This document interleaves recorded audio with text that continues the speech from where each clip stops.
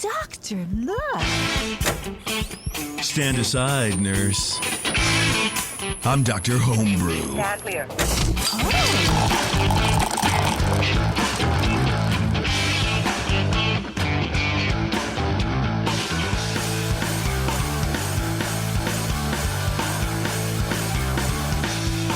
What's going on, everybody? Welcome back to another episode of Dr. Homebrew. I'm excited for today's show because we have longtime friend Barry from Lucky Envelope Brewing up in Seattle, Washington, as Tasty used to say. Barry, welcome, dude. Welcome to the show. This is your first time being on our show. You've been on the session a couple times, I think, right? Just once on the session. Once on the session, yeah, super stoked to be on Dr. Homebrew. Yeah, man, Barry's a good dude. If you guys, I've always said if you're in Seattle, go over to Reuben's Brews first, and get a couple good beers, and then go, if you have time, just drive by Lucky Envelope and just wave. You don't have to go in waving. Just run, pop in, tell Barry we said hi, and then leave, and then go back to Reuben's Brews. That's what I've always said. Leave the car running. Yeah. No, Barry's making some very, very good beer over the past few years. And he's gracious enough to send me some. And so I'm like, you know what? We need to get Barry on the show because Barry, number one, listens to the show, which is very weird and distressing for most people probably in his life. But I wanted to see what knowledge he can impart on us. And he said, well, here, I actually have beers for you to take and to drink and to give me feedback on. And specifically, this is a collab beer you did, Barry, right? With a couple friends of the show. Who's this beer with? This is a beer that we brewed with Dave Marliave from New Spring. Oh, I should correct it and say New Springs because he hates it when I call it New Springs. And well, that's all I'm going to do from now on. Then. Oh, Thank I know. You. Thank you for giving me that. Thing. Yeah. Yes. And Warren Phillips. There we go, Beardy. Oh, yeah, Warren. At Angora. So that's his brewery distillery that's in progress. Oh, I didn't even know it had a name. Yeah, so that's the one on the side of the can, and that was the fun one that we wanted. That I thought would be a pretty cool discussion because everybody talks about competitions being just as much a packaging competition as a beer competition, and we had it in the tank. And we just canned it off on, right around the time that JP sent me the email. So I figured I could bottle some the way that we send beers off to competitions, and then I can also just give a can to sample. Yeah, I think it'd be great. So It's a great idea. Side. That's really geeky. I like it. Oh yeah, totally. I'm trying to get these data points, and then so I'm glad that everybody volunteered to be test specimens. I gotta say, Barry, I don't know. Maybe it's the 480p camera you have, but you look younger, man. You look good. It's good to see you. It's already like 30 minutes past my bedtime. Is it a filter? Yeah. What's going on? It's the smoothing filter. I need to go get a second glass if we're gonna do side by side. Yeah, Barry's 26. He's been brewing since he was 12. Yep. And he just knows everything about it. Yeah, I'm excited about it, man. I think this would be cool. And this is called Swiss Army beer, and it's an Alpine Red Lager. Yeah. What's an Alpine Red Lager? I don't know. No. Okay. I was just discussing it with Brian Cooper, and this was a fun beer. Okay. That's a fun beer that we came up with a recipe, and then we were trying to figure out some fun ways to make it interesting for people. And the recipe we decided on was it was like a red lager that we brewed with a lager yeast from the Herleman Brewery in Switzerland. So okay. So with that, we're just trying to think of some interesting names, and that's where the Alpine Red Lager came into play, just because of the Swiss Alps. And sure. That's kind of where that whole thing came from. And then the logo design is very reminiscent of the Swiss flag and all that. So it was just it was an excuse for the three of us to finally brew together because we've been talking about it for 5-6 years. Yeah. And it finally came together, and Dave had some free time because he was preoccupied with some things for some reason. I don't know why. And, his big fat lawsuit. Now he's half a millionaire, Yeah, if he ever gets paid out. And then Warren was able to get some time out with his kid and being able to balance that life out. So it just came together, and we wanted to brew a beer, and we were just looking for any excuse. And the Swiss Army beer Alpine Red Lager was what happened. Was born. Yeah, well, I snuck a quick sip. It's very good. It's very toasty. And I've always loved red ales, man. I wish they would make a comeback. And I think part of the problem is no one knew really how to brew them. So you get a lot of red ales that are just super caramely. Yep. A lot of crystal malts, and it just sort of fucking killed it. It was just bad. But you get a nice, decently brewed red lager or red ale in general. So good. I love it. Yeah, totally. Okay, so we have a hand bottled version and we have the canned version. Yep. I'm going to step out and get my bottle opener because I forgot to bring it over. Oh my God! And per our communications yesterday, I did a score sheet for the bottled one with noting some differences between what I may have perceived between the canned version, and I think Cooper may have done a score sheet also, or at least to have some notes about that. Cool. Well, Shar, why don't you start off then? And basically, just to clarify, Bear, you want to know a bunch of stuff, but mainly if there's a difference. Yeah. Okay. Yeah. So what I did, Barry, is I did a score sheet for the bottled version and noted any differences that I could tell between that and the canned version that were perceptible. So I went through in category 34C. This is sort of a brand new specialty, experimental beer, which I appreciate. The bottle inspection, bottle was great size. Fill level was good. There was a hiss when I opened it up, so the bottling went well. Aroma, it's got a medium to medium high malty aroma. It has, to me, a medium leathery note in a good way, in a way that, a really good Syrah has kind of a leathery character to it. It's not like, a brand new out of the store, it smells funky type of thing, but more like you think of maybe a comfortable leather chair that you've set on for a while, not like the aroma that I might get from you, but the fact that it kind of gets softer and more comfortable. There is sort of an aroma to that when I learned about wine, I was told that's sort of a leathery character. Some red wines get. It's related to the toasty that JP was talking about. I don't know that I would call it roasty or toasty, but it's maybe in that family, if that makes sense. But it's a very unique aroma, which I really like. The bottled version, to me, maybe has slightly less aroma overall than the canned version. And by less, it's probably in the 10% range, which I thought was interesting. Probably because the can, once you seal it, that thing is hermetically sealed. Nothing's getting in or out. That may be the reason. I don't know. But I couldn't detect any difference in character of the aroma between the bottled and the canned one. So I give the aroma 9 out of 12. Appearance 3 out of 3. It's dark amber, light brown color. It might even be in the medium brown territory, but the color is what I would think of for a red lager.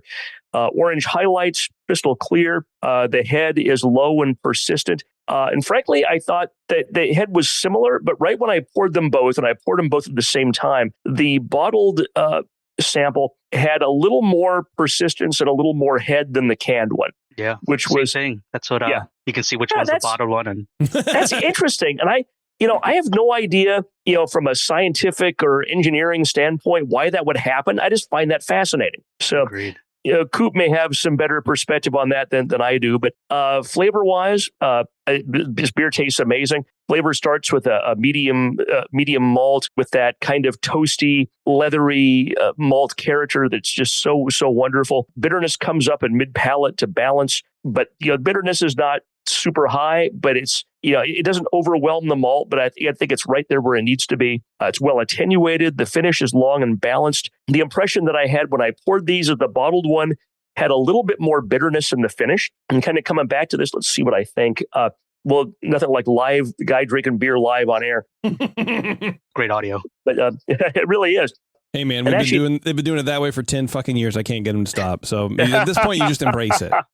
Yes, I will embrace the drinking beer. Just 4 guys drinking beer on air. Yeah, man, who cares? No, and as they warm up some, I think that the difference in bitterness is not really there. It wasn't a giant difference. It was in 10-15% in the finish, maybe, but as they warm up, I'm not really tasting much of a difference with that. Flavors, again, at 16 out of 20. Mouthfeel 5 out of 5. Body's medium. Carbonation's medium. There's a slight warming that may have come from the fact this is the third sample that I had in judging tonight. So sometimes that happens. It's neither creamy nor astringent, but it's perky. This card tastes great. 5 out of 12. I'm going to eat some more of this paper. The bottled version has maybe a little bit more body in my perception, and maybe slightly smaller bubbles. But again, we're talking, these are very minor differences. But I did find that interesting, that to me, and it's consistent even as it warms in my perception. The bottled one has slightly more body. 5 out of 5. Overall impression, 9 out of 10. For a total of 42. I really like this beer a lot. It's creative and new and really different. And I appreciate you guys sharing this beer. I really like it. I don't really know how you'd make this better. I made a note, you might want to mash with some of Warren's beard hair, kind of like Tasty and the dog hair. But I don't know, the FDA or TTB or somebody might not be terribly keen on beard hair in the mash. But there are some subtle differences between the canned the canned sample, the sample that I poured from the can, the sample that I poured from the bottle. But I don't think they were extensive. And the biggest one, like you were showing the camera a minute ago, was the head. The head is probably the biggest difference. And frankly, from the standpoint of sending that to GABF, you're probably always better off with more head than less head. So to the extent there's a difference, it's probably working in your favor. Which was which, Barry, in those glasses? Sorry. Oh, yeah. The one on the right side of the screen is this one. This one is the one poured from a bottle. Interesting. And then this one's poured from the can. So wow. Okay. Yeah. I don't know if there's something in the can liner that might be affecting the head retention, but I have heard that theory before. Interesting. Because this beer has plenty of crystal malt, like not plenty, but has a decent amount of crystal malt in there, whatever, a couple percent, which definitely helps that head retention go. But maybe that's one of the things I've always noticed from the cans is that the head, like it fades pretty quick. But interesting. Yeah, one of the notes I was curious about, especially with this red lager, is did you pick up on any Oh, I mean, I haven't let Brian Cooper speak, so I can Okay. I can just shut up right now because No, I that's don't want okay. I'm not. I'm just going to comment generally. I agree with a lot of what Brian said, and I think that as far as amber lagers go, there's in the style guidelines, there's international amber lager and there's Czech amber lager. I would say this plays a lot more like the Czech version, which to me is more characterful and a richer beer, as opposed to the light or the amber, international amber lager, which can be adjunct laid and mass produced beer. I mean, the Czech ones are, pretty big. They don't get distributed as far as some of the international amber lagers, but, Dos Equis or whatever. But, this is a really enjoyable beer. And I like the way it's playing. It's not too sweet. It's nice and dry, but it also has some caramelly and, I would say maybe some dark Munich-y or, not even edging on roast, but like a nice richness to it that makes it a real nice sipper, in this time of year in the colder months to sip something that has a little body and heft to it, but it's not, 10% alcohol. Between the two samples, they both taste and smell really, really similar. The head difference is noted. I think that the bottled version might be just slightly more carbonated because it is a little spritzier and it's a little more, not biting, but it has a little slightly sharper presentation. Whereas the canned version, it comes across just a touch sweeter, but it's just a minor difference in either the carbonation or the way that the head is being retained. But the two taste really, really similar. There's no oxidation, nothing odd in either of these. Mm-hmm. That's great. But I like the dryness. I would agree with that. And the flavor, the malt flavors come through nicely. But there's also a nice hop flavor here too. It's got like a floral and little spicy hop presentation. Just really works well. Cool. I would agree with the score that Brian gave it. So I don't have too much more to add. What do you think, JP? You think of 42? Yeah, 42, 43. Okay. Good. All right. Really good. Well, I will take that. That's kind of awesome. What do I think? You guys both sort of commented that the canned version is a little more carbonated. No, the bottle version is a little more carbonated than the canned version. Yeah. I find the opposite. Yeah. So maybe that's due to just a tiny bit of bottle variation. The bottled version seems a little smoother to me. I was just trying to split hairs. It's really hard to tell much difference. That's what he wants. That's what we're here for, right? So I don't mind that. I don't fault you for for being you, and being what your mouth is trained to. I don't know, whatever. Now the beer's kicking in. So now I'm being inappropriate. Now it's just getting weird in here. Yeah, the canned version to me is a little bit more. I think Cooper, you called it in the last show the attack. The attack is a little bit more, forceful. There's a little more bitterness to it. There's a little more oomph to it. There's a little more pop. But I think I prefer the bottle version. It is a little smoother. There's no oxidation. I couldn't tell you the difference between the two. There's no. I don't detect a flaw. So whatever Barry's mass amount of assistants have been doing to do this while he's been on his yacht and on vacation, they've been doing a good job. Yeah, because I don't detect anything weird or funky, but there is a slight variation comparatively, and I think I like the bottle version a little bit. It's a little more rounder. I think the canned version, maybe the bitterness just comes off a little bit more than the bottled. But excuse me. Barry, talk to us a little bit about this beer.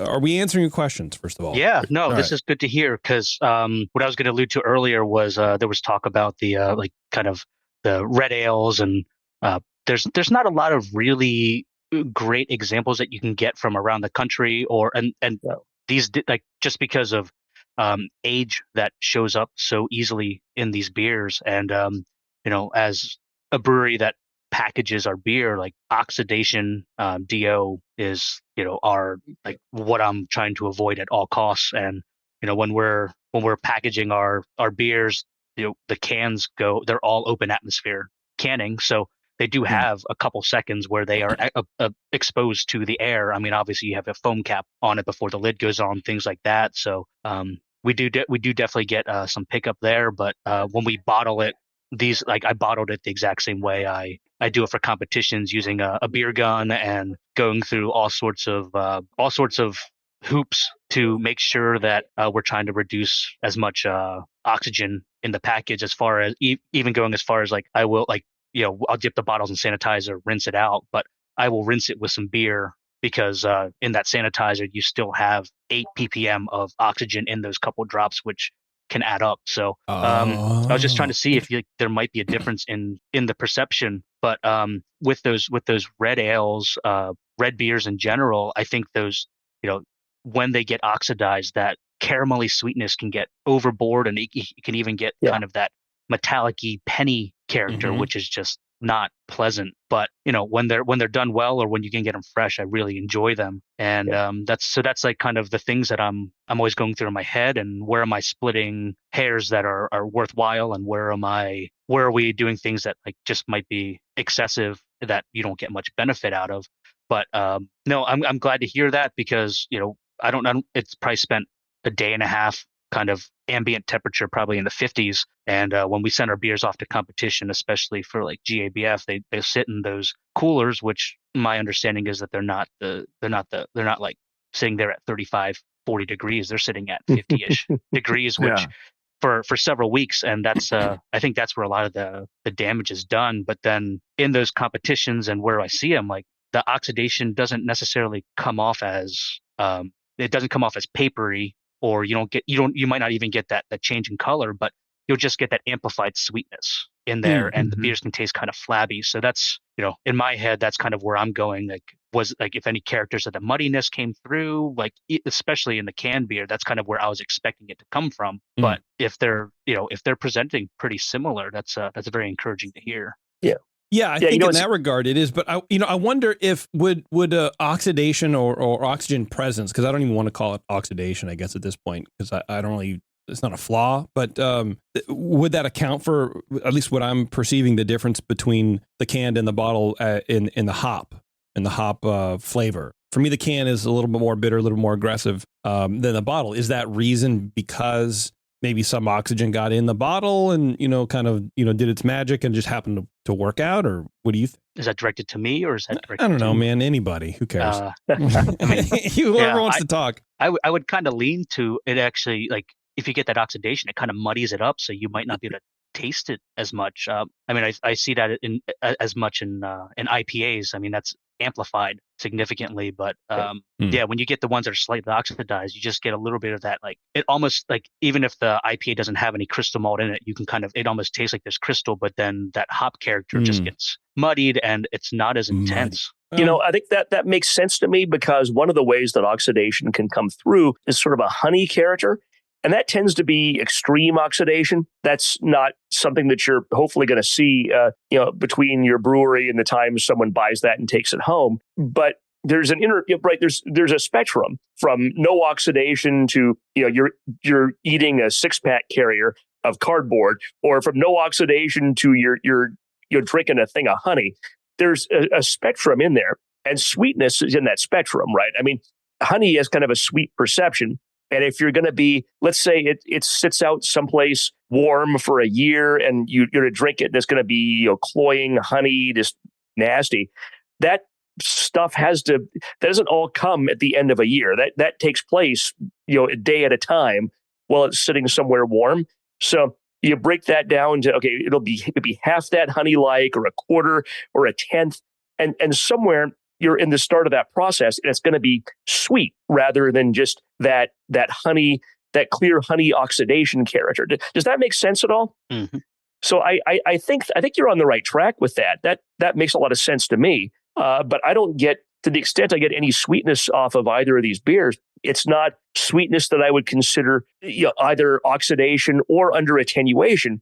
It's just malt sweetness. Well, I think too, oxidation of the melanoidins, the Maillard byproducts in a darker, a richer, maltier beer can express as a sherry-like character. It's not going to go straight to sherry, but a little bit of a sherry-like aspect in the beer that might be what's giving it that slightly sweeter honey-like impression, or just a little off. And then it twists, I know what you're talking about exactly. We talk about that, the penny-like, it's not like a metallic necessarily, but it's like a biting, like the malt goes from being just pleasant and smooth and rounded to just being like harsh and gritty and biting and just a little gnarly. So yeah, I don't know. It can go a lot of different directions, but I'm not getting any negative oxidation in either of these samples. It's just clean beer. It's cool. Yeah. I mean, the recipe was actually one of the more complex beers that we did. And can we get that? Yeah. I mean, it was it's like about 30% Pilsner malt, and we actually split it between Weyermann Barca Pilsner and Weyermann regular Pilsner. Huh. And then about 10%, these aren't going to add up to 100 because I don't have the actual percentages in front of me, but about 10% Munich 1, actually 20% Munich 1, Weyermann Munich 1, another 30% Weyermann Vienna malt, about 2.5% Weyermann Cara Red. So that's the crystal malt that we have in there. It's about it's like a 35 Lovibond crystal. The German crystal. Yep, German crystal. And then 16 pounds, so about 1%, maybe just over 1% of Weyermann Carafa Special 2, which is the dehusked roasted malt. I wonder if there might be a little like just to give the color, get that dehusked. And that was and then so we threw that in. It's more than we usually throw in, but then also Warren had a fun idea of making us do extra work, and we pre-ground it and then we threw it in on top of the. It was just a mash, late mash Vorloff. Right. You don't want to add it the whole way through the mash, but just at the end, just to get that color and it pulls just through. to get the color, and then I like that approach. Yeah, and then a 1.5% acidulated Weyermann sour malt just to get that pH down to that 5.3 level. I feel like I could tell Warren in that. Like when you were reading out the malts and you said Vienna, I was like, that sounds like something Warren would contribute. I don't know why. He makes a good lager. He does, but I'm like, I don't know. Just it seems like I don't know. Sometimes you can kind of tell people who make shit, and you're like, oh, this sounds exactly like something like this guy would do. Like Vienna malt sounds exactly like something Warren would be like. Well, I really think we should do that.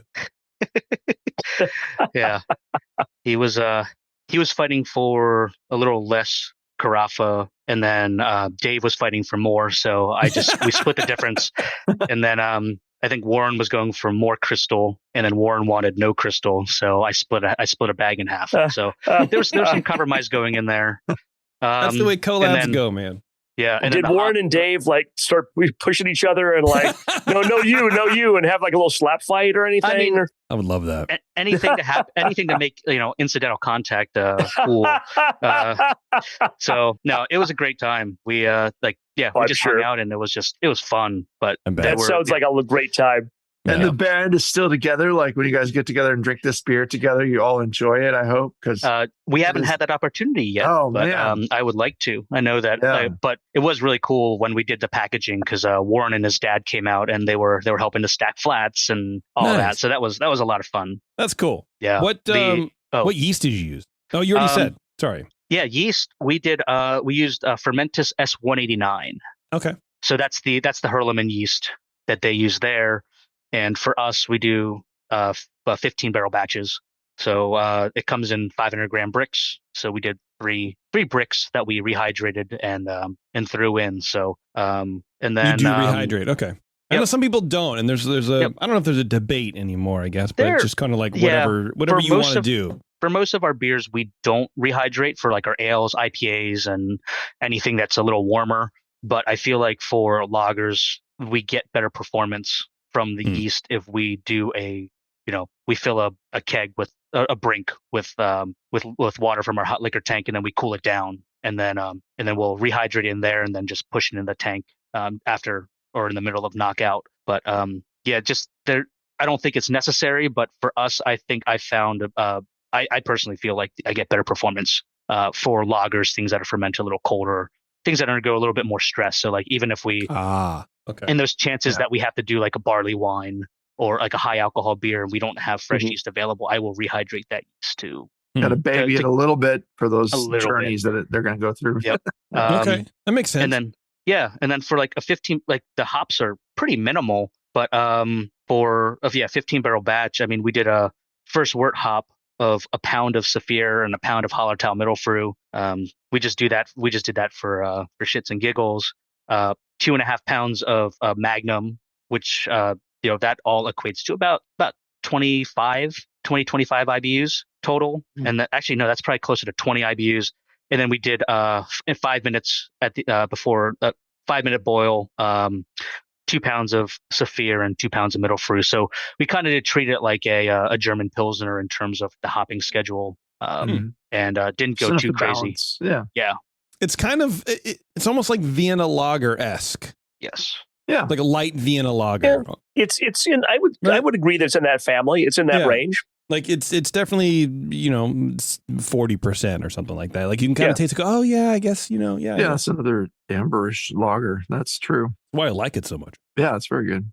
Yeah, it's a cool beer, man. Rich, like rich maltiness and really good balance altogether. I was curious too because I know that especially as it warms up. But are you picking up any any fruity esters or anything that might come from the yeast? Like you can get some of that pear, but like even that that red apple note. Sometimes we get comments of those in our judging sheets, but I've never used S189 before. So when you say red apple, yes, but I don't know if it's because you implanted it into my brain. I shouldn't have done that. That was bad. Bad wine tasting. That's not all I get. Because it's funny because like I'm pouring it. You go, yeah. Do you get any esters like pear? I'm like, oh yeah, I remember that. And you go, red apple. I'm like, oh yeah, that's what it is. It's not pear. So I can't tell you.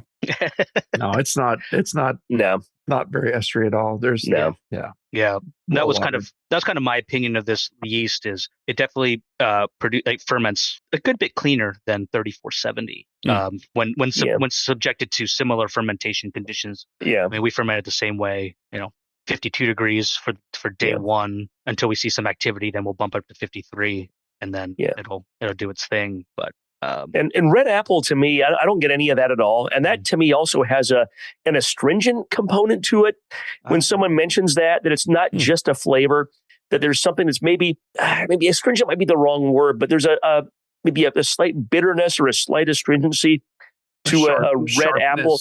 Like a sharpness. Skin. And that's definitely not present. And I'm not getting, I like JP, when you mentioned that, I'm straining to taste the red apple, that red apple skin. But I tried not to talk myself into it. You can talk yourself into a lot of things when you hear it. Yeah. Yep. Yeah, especially in college. Yeah. Like if you said red apple and it's less red apple skin, but sometimes the flesh of a red apple you can be kind of mealy. Yeah. That's like an aroma that I can sort of find. Or if I was going to go red apple, if I was going to agree, I would be like, yeah, but just the flesh of the apple itself. But Yeah. Had you not said it, I would be like, no, not really. God, I man. shouldn't have said anything. I'm so stupid. You're so dumb. God. Barry, Hang up on uninstall the it's game your first time on already. Dr. Homebrew, and you're talking about red apple Oh, skin. We just keep JP because he's the host and he does all the editing for us. That's But all I do, man. it really I just- has no palate. No. You can't account for taste. No, half the time I just have a taste wheel and I throw a dart at it. I go, fucking sulfur, bitch. I don't know. Yeah, this beer is really cool. It is, and like Shar was saying, it is kind of creative and unique and different in the space. How are your customers reacting to it? How's the general public feel about it? I think they're liking it so far. Yeah, Nice. I mean, It sounds like a dumb question, but like I'm always curious about like when something comes out that's not a fucking pastry stout or an IPA. I want to know how people feel about it, especially if something that they don't really know what it is, and you have to learn and search for what it like. Alpine Red Lager. People are gonna. I don't know what that is. No. But are people creative enough, or I don't know, enough of an explorer in the beer to be like, yeah, let's try the new thing and let's see and we enjoy it, and it's not like anything we've ever had before. Yeah, I mean, I think they are, and we do release every year a Vienna lager that's received kind of really well by You do. It's both good. our customers, but also like critically too. It's done well. So when they come in and they ask like what's an Alpine Red Lager, and we can say that it's pretty similar to our Vienna lager, it's just kind of amped up a little bit. There's a little more malt character, a little more crystal in there, and we use a different yeast which comes from Switzerland, so therefore we call it an Alpine Red Lager, and that kind of that answers their questions. And but that's enough. If they need like a quick answer, or they don't really care too much about beers, we just say it's a red lager. It's a multi red lager, so it's drier and cleaner than a red ale, than a red ale. And I wouldn't discount people though, because they're consumers are getting a lot more discerning and understanding of different lager styles, and totally. There's a thirst for it. There's for a well crafted lager and something like this. Yeah, you can. Yeah, well, when we first opened in 2015, our number one question is what's a Hell's lager? And does it come from hell? I know. Yes, no, it's just German for light. Now Helles are everywhere. With the Satanic Church, and it's called Hell Lager. Yeah. Is that a segue? Because we have some of your Helles. Oh yeah, yeah, we do. We also have the Italian pills. Yeah, we're gonna drink the Italian pills in the next segment, and I feel like the Helles is just for funsies, which again I appreciate. If we're done with this, we're gonna take a break. What do you guys think? I think we're breaks are good. Great. All right, good idea. Rules. Yeah. We're gonna take a quick break. We're gonna come back. We're gonna talk about judging. Barry has done all kinds of judging. We're gonna talk about some differences between commercial judging and homebrew judging. How we can sort of, I don't want to say game the system, but this is how you can cheat to win. If you want 50-point beers, stay tuned to the next segment. So hang on, everyone. It's Dr. Homebrew. We'll be right back. What's up, homebrewers? Hey, let me ask you a question. You spend a lot of time making your beer taste the way you want it to, right? Some of you even send beers into Dr. Homebrew for feedback. Well, the next logical step in your creativity is to craft some labels for those beers. And there's nobody better at creative labels than Grog Tag. Their easy-to-use designs let you turn out some pretty amazing stuff like labels, bottle caps, coasters, even six-pack carriers with minimal effort on your part. They have a range of label sizes that fit any vessel you can think of. Bottles, cans, growlers, kegs. GrogTag has you covered. Head over to grogtag.com today and check out their line of amazing, fully customizable templates and get your beer looking its best. Grog tags are water resistant, reusable, and will have your naked bottles looking great in no time. That's grogtag.com, and be sure to use code BNARMY at checkout to save 10% on your order.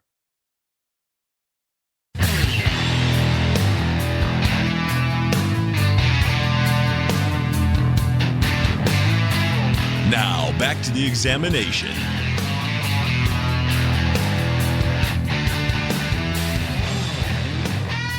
All right, thanks for sticking around, everybody. We are back here with Barry from Lucky Envelope Brewing in Seattle. If you are in the Seattle area, seek them out. Go to their brewery, check it out. It's great beer, great space, good brewer. You know what I mean? But Barry, you have been judging beers for a while now, and you sort of do the homebrew circuit and the commercial beer circuit.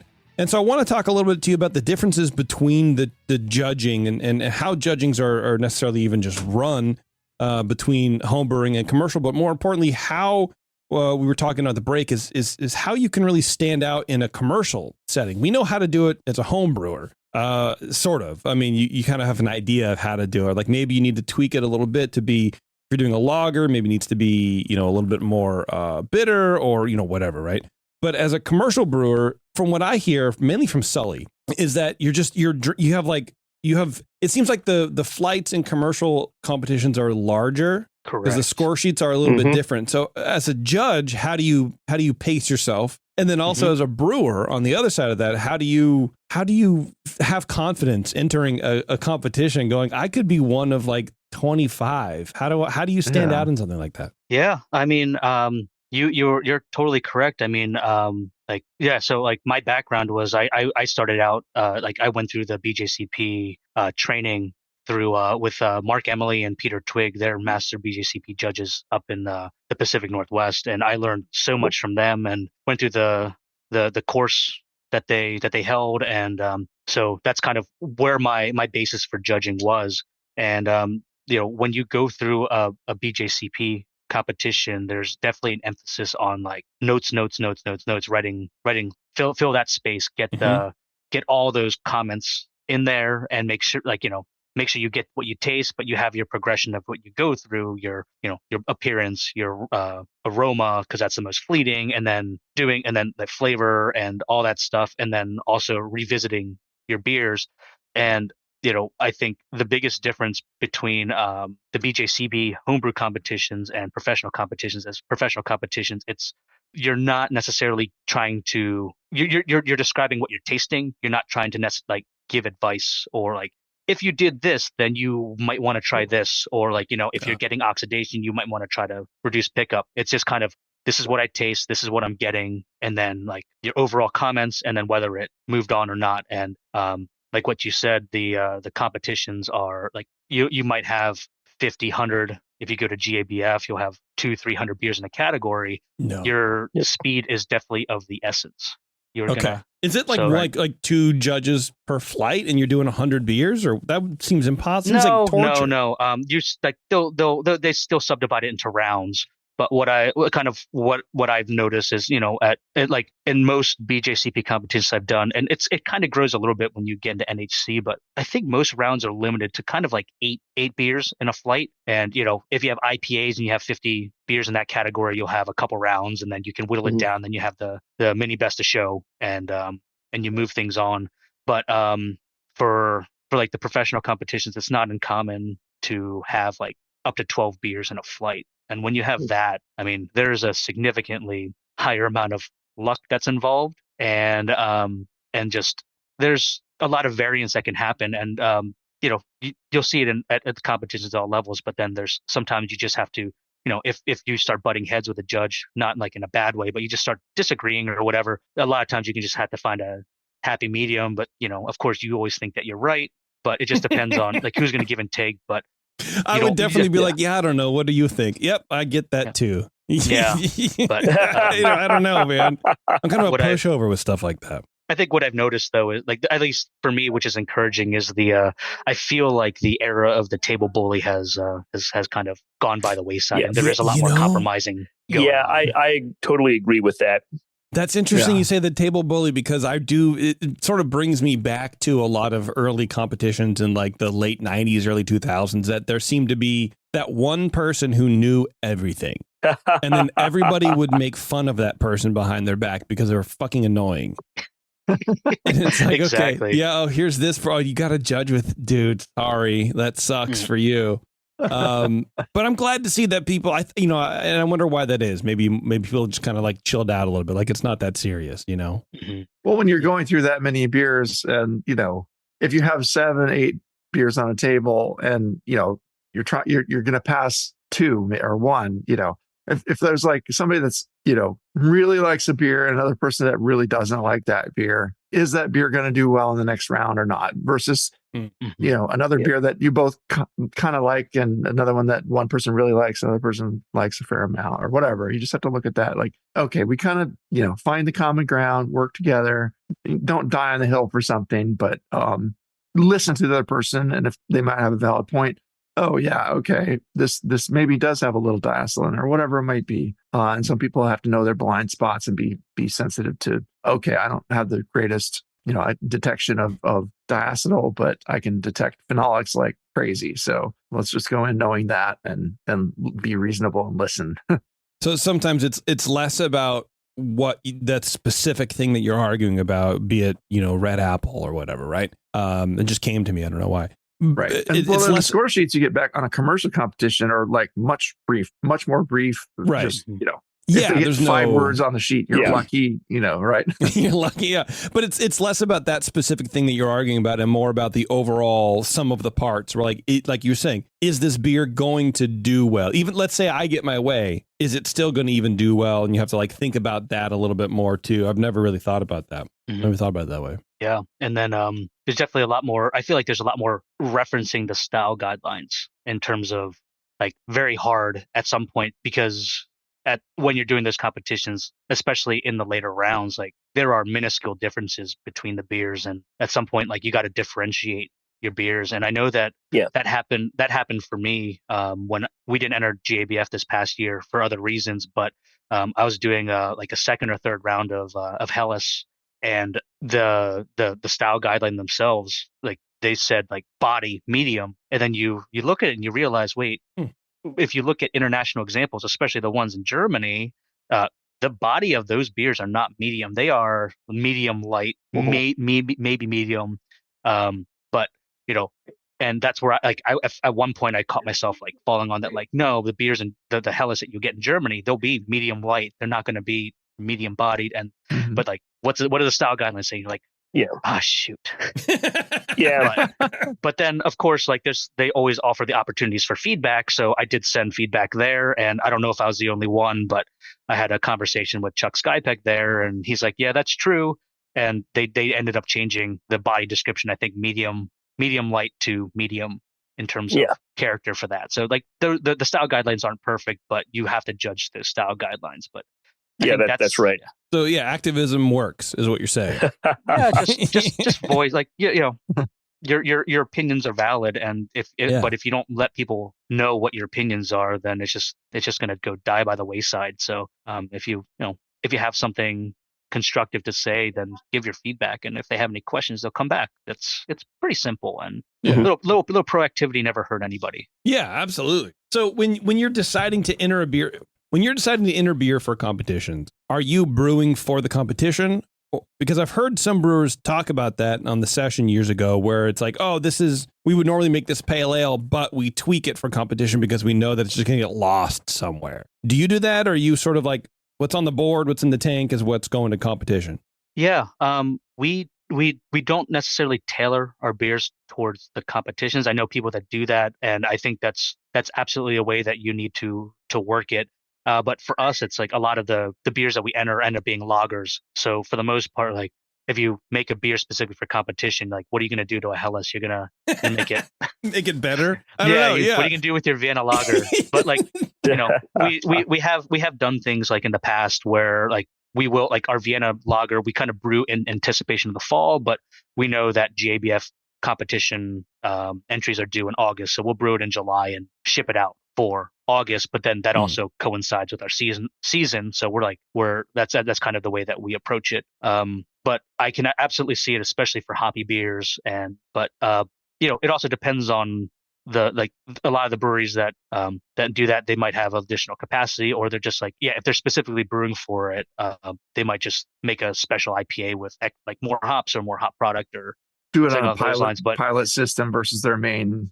Brewery. And those are very valid ways to do it. I don't fault anybody for doing that way, because it's a commercially sold product. You have the same right to brew a 1-barrel batch as somebody who has a 1-barrel batch. You know, that's their main system or anything like that. Yeah. With IPAs, they might time it to the day. Like, we're going to brew it on this day, so it's going to be ideal. Yep. But then also there's especially with IPAs, because those beers can sit on the in the warehouse for 2-3 weeks. So I know some people who had people that have had success too in the Seattle area where they will package their beers very green, and you're just like, well, fingers crossed that it falls out and all that. But you see some of the folks that are winning, and if that's a strategy they take, it seems to work very well. So like I know especially with the hoppy beers, like the earlier you can package it, the better in terms of trying to preserve that hop character. But then you also see that double-edged sword of, well, if it's not fully done, then you can get those diacetyl bombs in there. And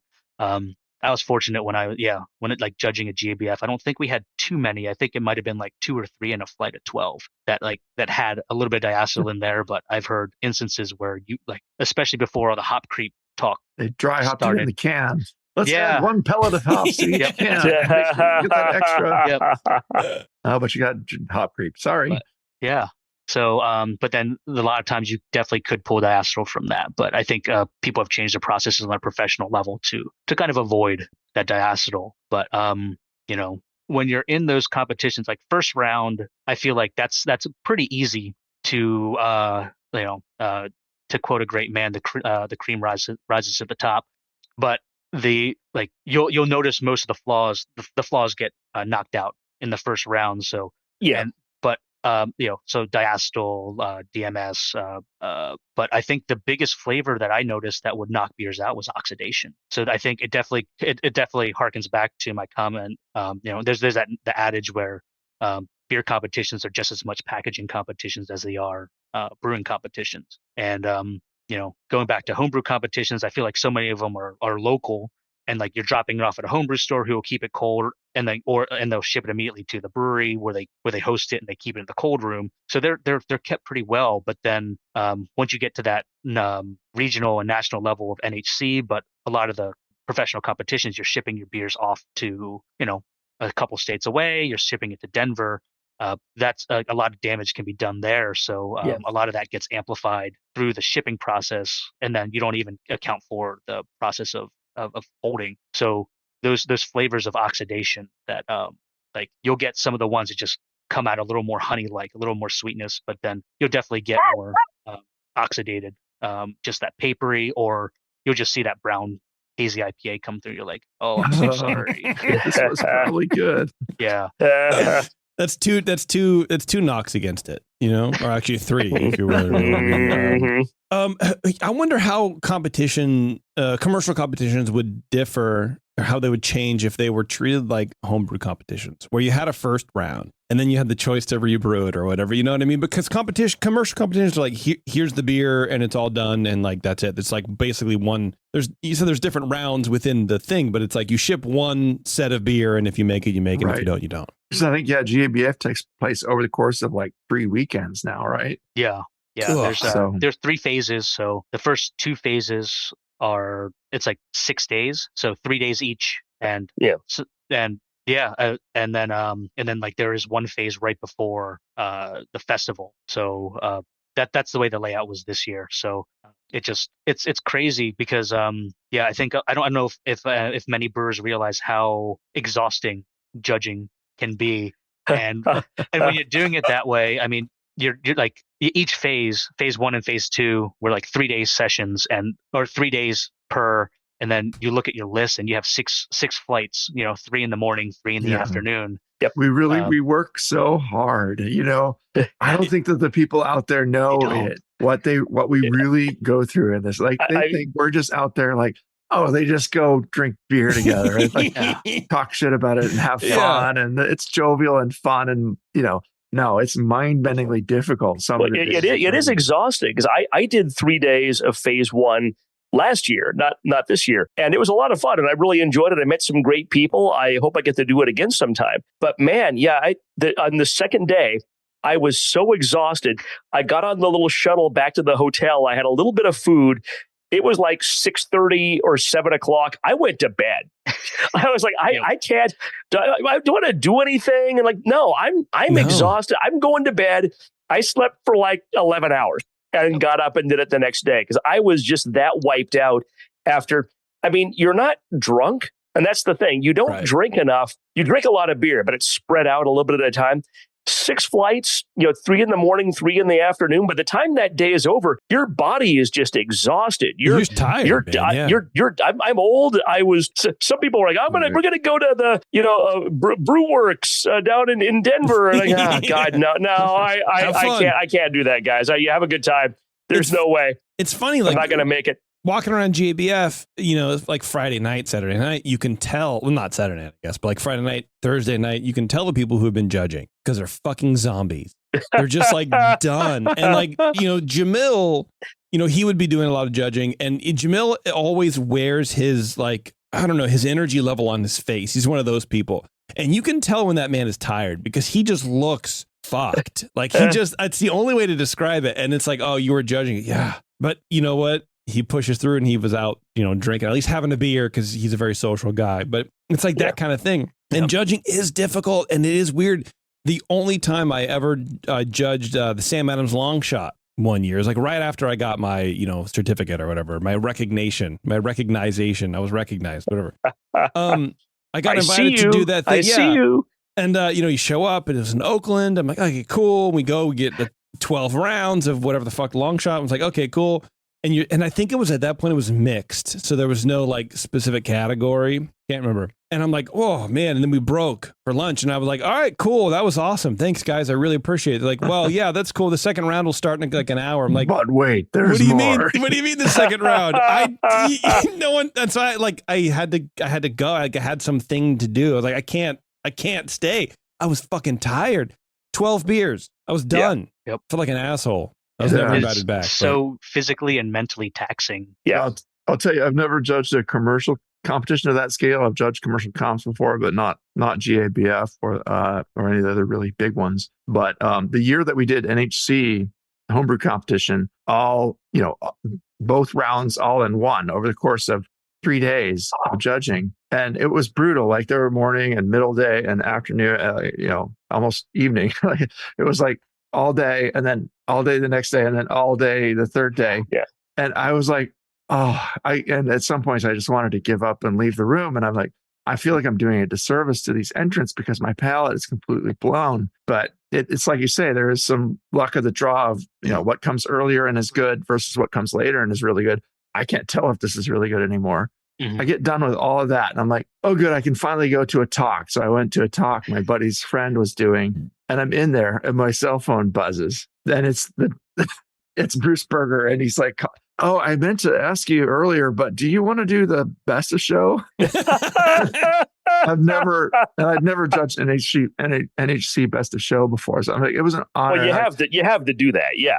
I had a 30-minute break, and I'll be right there. So, wandered back over, and there was a little bit of time in between, and we reset and did the 34 beers or whatever it was. But it was just like, wow, that I felt like I went through a marathon, and I don't, it's hard. It still was fun, but it is a challenge, and you want to, a well-organized competition is not going to do a disservice to the entrant, where you keep those flights smaller, have breaks built in, and like Brian was saying, you drink a lot of beer, but it's spread over a long time, and it's small samples. So, well, I think that's why we always hammer home the point of become a beer judge. Like there's always a need for beer judges, so things like this don't happen, because that is the worst part. And like when I was doing the more beer comp, the homebrew comp, I was trying to get more judges than we need, because number one, I didn't want to be there for too long, but also like because I knew how it felt. Like I don't want to sit and force 15, 16 beers down people's throats. You know what I mean? If you have 6 in a flight, that's my goal. Because it is hard. It is taxing. And I mean, even doing this show, by the 4th beer, you're like, oh man, what am I really tasting? I have no idea. And luckily I'm not like doing a score sheet, which is why I think the Bryans do sheets beforehand. Yeah. And get it out of the way. So, whatever. Then we can kind of talk a little more about it, have a little fun. Yeah. And we're not just trying to do all the work of perception while we're on air, which that's not great radio either, right? It's not great podcasting. Right, if we're kind of sitting there thinking and going, and writing stuff down, that's people are going to tune that out right away. Yeah. Right. Well, and Barry, What you were saying about it being more, not more, but just as much or just as important as a packaging competition as a beer competition, is that the number one takeaway that you can kind of give people, like commercial or homebrew? Like you can have an okay beer, but your packaging has to be on par because that could potentially push an okay beer, through. Yep, it'll definitely boot you off in the first, if not second round, depending on the category. But it's kind of amazing at how nitpicky you can actually get when you have a flight of very good beers that, like if you're having individual beers, you're like, okay, this is a good beer, this is a good beer, this is a good beer. But then once you have, you narrow it down to like 8 beers that have make it to second or third round of a competition. They're all good beers. And then like at that point, you're nitpicking details and, you're getting at bitterness, like you're getting at the fine points of the bitterness. Like, is it a smooth bitterness? Is it a harsh bitterness? Like you definitely start comparing astringencies.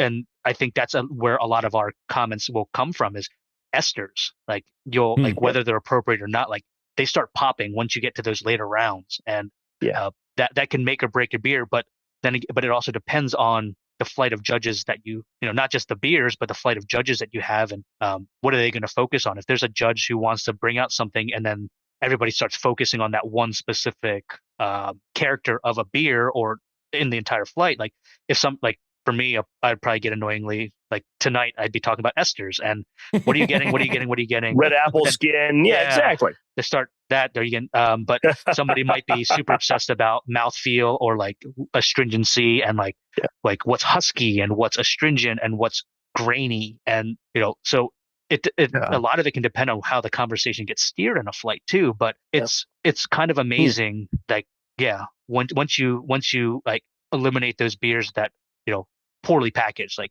oxidation, I've learned to get pretty good at where you can just like, no, it's sweet and it's muddy, oxidized, and that's an easy kick out.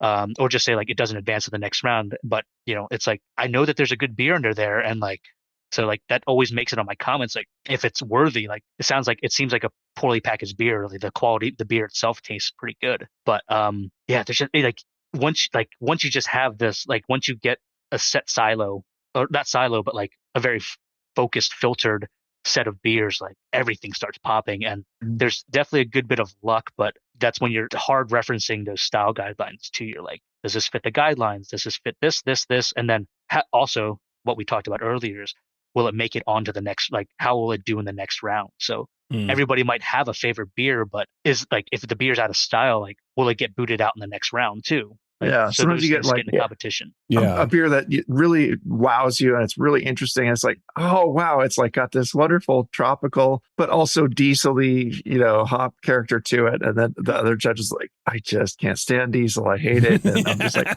and everybody perceives things differently. So you got to think, okay, is my like love for this beer that comes across as tropical with a little diesel gonna. When it gets to the next round, it tastes like a can of diesel fuel to the next round of judges. Is it going to really go on? I have to let it go or whatever. Yeah. This is the beer that Mad Max drinks. Right. You're talking about packaging. It's like, I don't golf, but my dad loves to. My dad's a golfer. He's golfed for 40, 50 years. He's 80 plus years old. He still goes once a week. And he always would say a thing that stuck with me, which is, you drive for show and you putt for dough, which is the driving is the drive is the showy part. It's the fun part. Like, ooh, I hit this ball super far and I got it close. But what makes you win tournaments and games and stuff is getting that last bit from your drive into the hole. Yeah. And it's not the most fun part. It's probably the least fun part is putting, because that's the part that's easy to fuck up and it's easy to not get in the hole and to mess up. But it's kind of like packaging. It's not the most fun part. The showy part is making a beer that tastes great. Mm-hmm. The part that's not showy, but the part that gets you to win, whether it's a beer competition or a golf game or whatever, is that last bit that isn't fun, that's hard to do, but it gets you there. Well, but also the finesse of like taking something like a Munich Helles, and dialing it in, getting the finesse right. Exactly. Really, really excellent Munich Helles versus just a very good, excellent Munich Helles. Like how do you take it to world class, and how do you keep it fresh in the packaging so it presents well there at the judges' table? Yeah, and that's like world class is you have to do every aspect of it right. To win something huge like GABF and to be world class, you got to have great recipes, you got to have great brewing process, you have to have great packaging process. All of that has to fire on all cylinders. And there's not really, I mean, in my mind, there's not really a magic bullet. You have to do at least good on all those things. And the better you can do on all those things, the more likely you're going to be to win. It's just, you got to execute as best as you can on everything. I mean, think about how many beers we've had on this show that fail in packaging for one reason or another. Undercarbonated. All the time. Oxidation. But I think a lot of the time it's funny, like doing this over, I don't know what, Cooper, 10 years? Yeah, we're finishing out our 10th year. Started in 2013. Beers have gotten so much better over time. And, before I'd be like, oh, it's oxidation or it's just weird, the bottle funk or whatever. But now I think the most constant packaging error is just carbonation, which is great. I mean, we talk about it constantly on the show. Yeah. All the time. I'd say at least once every 2 episodes, maybe if we don't do it then, we talk about carbonation constantly. Yeah, absolutely. It's important. Let's wrap this up real quick. I want to take a break. I want to come back and while we wrap the show, I want to talk about this Italian Pilsner we're drinking from Lucky Envelope. So hang on, everyone. It's a set. Jesus Christ. It's Dr. Homebrew. Not the session at all. No. You can tell because it's only an hour. So hang on, everyone. We'll be right back. Hello, fellow BNers. This is Sully from the 21st Amendment Brewery located in San Francisco, just 2 blocks from Giants Park. Before Nico and I opened the 21A and before I was a professional brewer, I homebrewed on my small 4-burner apartment stove in a back house in Santa Monica, California, making my extract brews before graduating to the daunting idea of all-grain brewing. Homebrew books and information was hard to come by back then. The internet hadn't been invented yet, along with other things we take for granted today, like electricity and potable water. One thing I wish I had back then when I was learning was a radio show that could teach me the ins and outs of brewing and answer questions that I had about homebrewing, a resource for making great craft beer. The 21st Amendment Brewery is excited to be a proud sponsor of Dr. Homebrew, a great show that teaches you what you need to know about making incredible beer. Good stuff. Listen up, you might learn something. I certainly did. And thanks for your support. Tasty Crack Kings.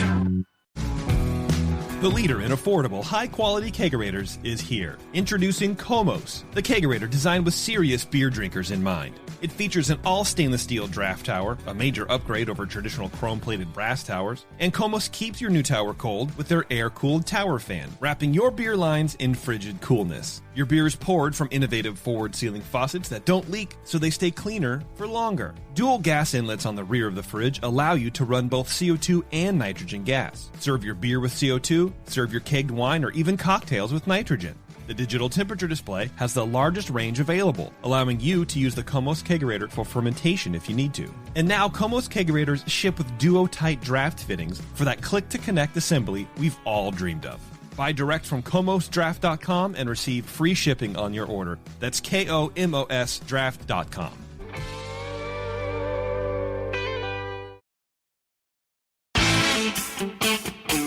I'm sorry to tell you this, but we're going to have to pour you out. Back to Dr. Homebrew.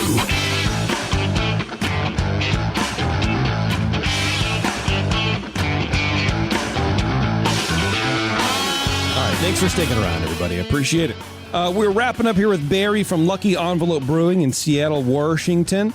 And throughout this whole conversation, we've been drinking the Italian Pilsner. Barry, what's up with this beer, man? I like it a lot. It's very clean, very... see, I think basic is too...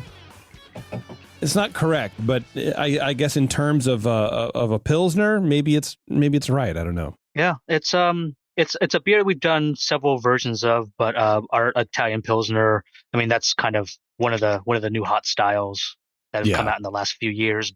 And I really love it. But the best way I've heard it described is it's effectively a German Pilsner with Italian flair, and kind of the simplified version of it is it's a dry hopped German Pilsner. But I think it's definitely I find it to be a style which requires a little bit of finesse and more restraint especially in the dry hop. But breweries being breweries in the United States, I think they go a little heavy, which I don't think it's bad, but but I think if when you start hopping at 1 to 2 pounds a barrel for an Italian Pilsner, I think it creeps into that West Coast Pilsner category versus the Italian Pilsner, which is a little more, in my opinion. And if you taste Beerifico's their Italian Pilsner, it's definitely a little more delicate of a beer, but it's very simple in terms of how we approach it, and it's it's all Weyermann Ericlea malt, which is their Italian grown barley, and we do it's about 30 IBU, but we do a light first wort hop in there, about 1.5 pounds for 15 barrels. We'll do a 3-pound 60-minute edition of German Magnum, and then a Whirlpool, like a 4-pound Whirlpool of Hallertau, Herzbrucker, but you can use any Continental hop for that. And then we do like 0.5 pound per barrel of a dry hop. So it's it's a very, very light, but I think especially with when you use Continental noble hops, they carry in a very different manner when you use it in low levels versus higher. That is such, I mean, this beer is almost fucking water. It's almost clear. Like the color, what is that, half an SRM? Yeah. I've genuinely never seen a beer that has this much body and this much character. It's almost 6%. This, like, I don't know, man. It's 5%. Yeah. You can't read. It's too dark in your room. It's 5.0. 5.0. I thought the slash in the O was like an 8. I was like, oh shit. Oh, got it. Yeah. It's extremely dry. It's got a nice crackery Pils malt character. Yeah. Alongside a really bright like geranium. Like like it's declared on the can, but I was getting it in spades, like that floral character. The geraniol is really coming through from those hops. And when you amp them up like that and do it right in the Whirlpool, they can play that way. I got a touch of sulfur in the nose, but it blew off really quick. And but yeah, and once it gets into the flavors, it's that dry. It's a really drinkable summer beer that you just easily sip a lot of on a hot day. But even now, I mean, it's like 54 degrees outside. It's raining here, and this is perfect. It's great. I got a cat on my lap and a bladder full of urine. Like this is a perfect night. It's really well lagered. What could be better? Despite being fairly heavily hopped, there's still not a lot to hide behind here. If there was a big flaw in it, it would poke right through. So I think even though the hops are the showcase here, it's not over hopped, and the malt still does play a part. It does have that nice crockery and that the can declares a little honey-like, might be again the power of suggestion, not in an oxidized way, but like a little sweetness to it that gives it a little a wider range of malt flavors than you might get in some beers this light. It's a really fun beer. Yeah, it's really this is such a wonderful Pilsner in just so many ways, and I just have to agree with everything that Coop just said. I think that it is, it didn't throw up a massive head. I guess, sometimes the lighter beers the head can fade a little more quickly, but I think a little more carbonation could help drive it even a little bit more, but it's great as it is. So yeah, good job. I love it. Thanks. And so you were saying earlier that you're more of a lager focused brewery. I would like to be more lager focused. Yes. That's kind of where I geek out. Where I like to go over the top in terms of processes, and that's where getting that 90% there doesn't take that much effort. It's compared to the last like 5-10% to kind of get your beer where it wants to be. And I love geeking out on that part with just trying to reduce oxidation especially on the cold side, but just paying attention to things like pH and gravities and everything, just every step of the process, documenting things every step of the way. So I love that. I love the minutia of just trying to tweak those lagers where, the vast majority of people won't be able to tell it on a day-to-day difference. But when you kind of look at it in big picture, you can definitely start noticing trends and kind of seeing where things go. So, do you take more pleasure in the customers going, hey, I've sort of noticed that this lager tastes a little more crackery or whatever, or a fellow brewer or beer judge coming in going, hey, and like detailing the nuances that sort of reinforce the things that you're doing? that make sense? Is that a weird question? It's a weird Ideally, question. both would happen. Well, right. But I feel like we definitely get more of the constructive feedback or positive feedback from folks in the industry. I know customers definitely appreciate the beers, and especially the ones that come in regularly. They will pick out things here and there to make some small changes, and I think that's super cool. Yeah. I guess it's harder on the as a customer, because you don't want to sound like a fucking know-it-all. Mm-hmm. You know, like I would have a hard time going into a place where I would be a regular at and going like, oh, I noticed that the fucking difference of the thing or whatever. And then probably when industry people come in, there's more of a, I don't know, unspoken thing of like, hey, I need to comment on it. So maybe it's a little skewed. Yeah. Yeah. And it also depends on the relationship that you have. Like, if the customer happens to be a beer enthusiast too, I make sure to let them know, kind of like what I did to you, is like, just tear this beer apart. Like, I want to make it better. I need, so like, what kind of feedback do you have? And I do that with people, brewers and judges that come through and all that stuff. And, we get people that visit from around the country just based on where we are in our neighborhood, but also September, October is just a wonderful time to meet people from around the country, because they're flying into Seattle for hop selection, and then they're just gonna go. Damn, they'll spend like an afternoon in the Ballard neighborhood and visit like all these breweries, and like you see them, like it's like a group of 3 people with the same brewery shirt on. You're like, hey, hop selection here. Do you want to chat? Like if they have time, if they're not here like just to get a beer before they head to the airport, but you can always find those people, and you meet a lot of awesome folks that way. So we're super lucky. Anyone with cargo shorts and sandals. That's basically going to be a brewery. And either a sweatshirt or a work shirt, with the brewery name on. You're like, hey, come on in, taste this. I mean, September, October, you should brew a beer, a light lager, and just call it "I'm here for hop selection." I'm here for the hops. Barry, thanks for taking the time, man. I appreciate it. Thanks for sending the beer. We still have a Helles to drink, but we'll just drink that for funsies. This Italian Pilsner is great. I like the Swiss Army beer, despite your brewing collaboration. Best efforts to tank it. I think you pulled it out. I think I could really tell that. Yeah. No, I really appreciate the time, and Brian and Jason, thank you for just arranging it all and trying the beers in advance, and for the very constructive feedback. Next time thanks for your time, and thanks for the beer. Taste some of the lagers there at the brewery with you if we get the chance. Would be a lot of fun. So please reach out. If you're around, please reach out, and I'd be happy to show you around, and can give you recommendations and other stuff in Seattle. Cool. Don't do that. Yeah. Just the same. Just Lucky Envelope. That's it. Barry has a tent in the back. You can sleep in. This is Airbnb. He rents out. $200 a night. It's great. Yep. And then just eat at McDonald's. It's fine. That's right. If you want to be on the show and be as cool as Barry is currently, go to brian@thebrewingnetwork.com and whatever email device you choose to use, and he will get you set up. We have openings for whatever fermented products you have. I also, last show I branched into cocktails. Why not? If you want to send us a canned cocktail, if you're working on canned cocktails, which is a new thing, sort of, I don't know. Or send us a lager.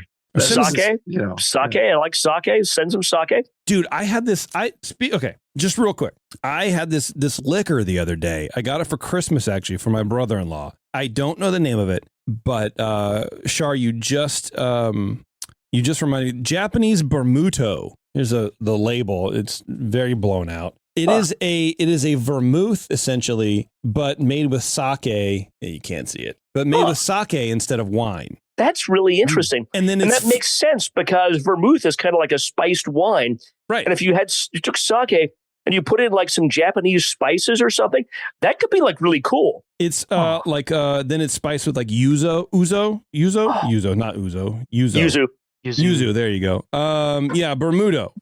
That sounds really cool. Acidified with local citrus, bitters, and spices from indigenous herbs. So check that out. I don't know what made me think of that, but I'll have to check it out. I'll be there in February. Yeah, cool. Are you going to Japan in February? Yeah, dude. Oh, super cool. Nice. Where are you going? We'll be in Tokyo. Nice. Yeah, 10 days, but all in Tokyo, just to wander around.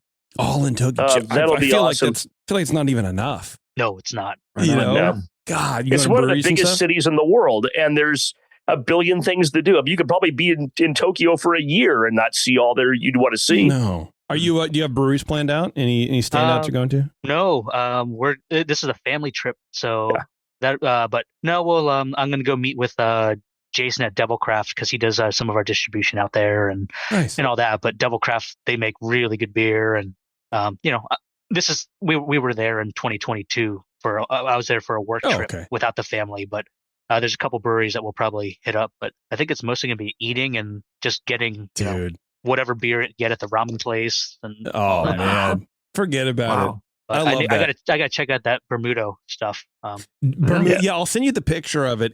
First of all, the label's wild. It's just cool. So but cool. It's such a good, and you can like drink it on your own. Like vermouth, I don't really feel like you can just sip. Yeah, it's some people like do. It's not a thing I like to do. No, well, they're Italians. They're a little. It's like unlike the Greeks. Well, yeah, the Greeks are perfect. Are you kidding me? Have you seen our statues? It's almost like a more intense, more rounded bodied, like a citrus vodka kind of thing. I don't know. I'm doing it a disservice, but I could see it like in an old fashioned. You can drink it straight. Anyway, whatever. We're gonna get at it, everybody. Thanks a lot for tuning in. I appreciate it. See, you guys just get a podcast and you can just ramble on to your friends about nothing. Yeah. That's great. Exactly. If you can trust the bottom of this can, Luigi is the cooler brother. That's kind of shit. Great little quote there. We were just playing I loved when Super Mario Brothers Wonder today with my kid. We had some fun on that. Brewer started. I play as Luigi, by the way. So farting that around. Oh, you got to, man. You got. My daughter got a Switch for Christmas, so I got her one, and she's got Mario Kart, so she's got to finish getting that set up, and got to get her all Mario'd up there. Do the Shine Thief battle. It's the funnest now. I learned a couple months ago that people go, oh, it's a me Mario. Apparently, like he's not saying it's me Mario. He's saying Itsumi, I guess, which is Japanese for super. So he's been saying Super Mario the whole time, but we hear it as it's a me Mario. That's how I would always hear that. Yeah, but apparently it's like Itsumi. Huh. I don't know. There you go. The more you know. The more you know. All right, everybody. We're out of here. Thanks a lot for tuning in. We'll see you. Cheers. Bye.